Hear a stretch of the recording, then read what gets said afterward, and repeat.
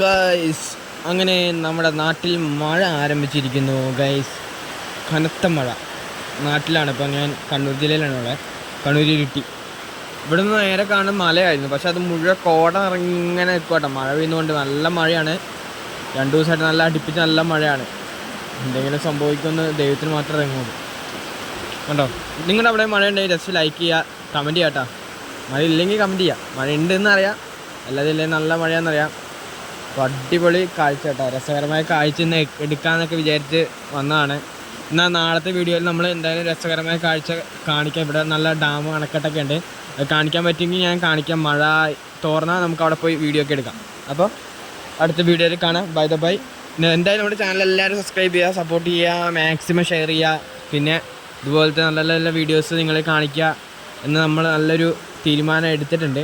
പക്ഷേ നമുക്ക് സമയം കിട്ടിയാൽ നമ്മൾ അതിനനുസരിച്ച് വീഡിയോ ഇറക്കും. ഓക്കെ.